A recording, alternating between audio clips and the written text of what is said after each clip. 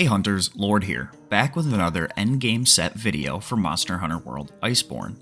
In today's video, we're going to be covering sets for the Sword and Shield. I've got quite a few sets prepared for you guys today. We're going to start off with a pre-Fatalis Master's Touch set that you can get without any endgame grinding. Then I've prepared a solid Elemental set, a full raw DPS set, and finally an insanely high damage Frostcraft set for perfect rush spam. Before we move on to the sets, I have a quick disclaimer. Just because I use a skill or armor piece or weapon doesn't mean that you have to use what I use, and just because I don't use something that you might like doesn't mean that you can't use it. You don't have to play how I play, and if you like a certain skill or weapon, then you are totally free to use it. It's a game, and part of the fun is playing in the way that makes it enjoyable for you. With that out of the way, let's jump straight into the sets. We're going to start off with a pre-endgame set. This set should be available relatively quickly after you beat the Iceborne main story, roughly around Master Rank 24. For the weapon, we're going to be rocking the Lightbreak Sword, as it's our top option with purple sharpness, blast status, great slots, and extremely good raw. I've got mine augmented for health and attack, but you can of course change this around if you prefer another augment setup.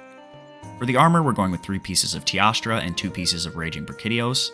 This gets us Master's Touch as well as Agitator Secret, which are absolutely insane and can be used up until you farm the Fatalis set.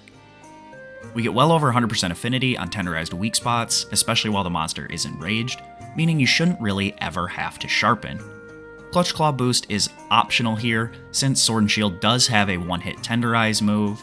If you just roll towards the monster and press your left trigger, you can instantly tenderize, so you can feel free to swap out the Shaver decoration if you want another skill. All in all, this set hits really hard, and like I said, it will easily last you through Fatalis. Up next is our Elemental set. Now, Elemental Sword and Shield uses 5 pieces of Safajiva armor with the Kiar weapons for everything except Dragon, where you'll instead use the Elatrion Sword and Shield. Now, Fire may have some better options, but I find just using Kiar to be easier for me. Again, this is just my personal choice. If you like another weapon, feel free to use that. The best damage will come from augmenting your weapon for full element, but if you prefer to have a health augment, you should drop the Führer decorations and Resentment in favor of getting Challenger and Agitator 5 instead. Since Sword and Shield doesn't really need a lot of additional skills, I've opted to slot in Attack Boost 4, but you can totally swap those out if you want some other quality of life skills instead. The Stone Thrower Jewel is also my personal choice, so that's another level 1 slot that you could use for your preferences. Since we have no sharpness management with the Safajiva armor, Protective Polish is a great way to not have to worry about sharpening as much, since it gives you 60 seconds of unlimited sharpness after you sharpen your weapon. Be sure to get level 6 of the element you're using, so if you're using water, you'd swap out the charm here in this build, and the frost decoration for water attack instead. This set is super solid overall, but really shines through in matchups with very high elemental hit zones. Up next is our max DPS raw Fatalis set. As many of you will know, the weapon is obviously going to be Fatalis Sword and Shield augmented for health and affinity. You could go for attack if you prefer, just know that you will have 10% less crit overall. However, I think the health augment is going to be mandatory since we're using peak performance. We get all our best attack boosting skills here, as well as around 95% crit on tenderized weak spots. We also have a lot of options for quality of life skills. I've personally opted for Handicraft 4, Evade Window 5, Divine Blessing 5, and even a single level 2 Evade Extender.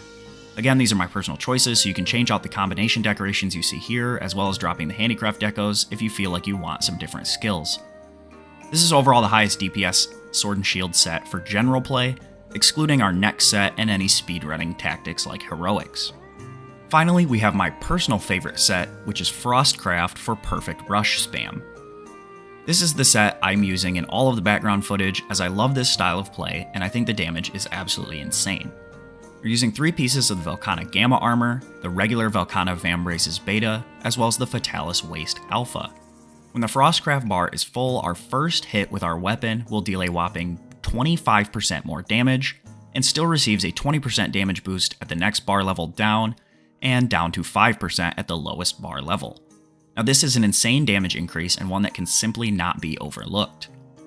Simply sheathing, then unsheathing straight into Perfect Rush will net you a huge damage boost to the full combo.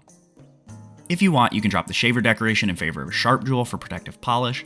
Again, that's going to be totally up to you and your needs for your quest. I can't say enough how fun this set is, and just how hard it hits.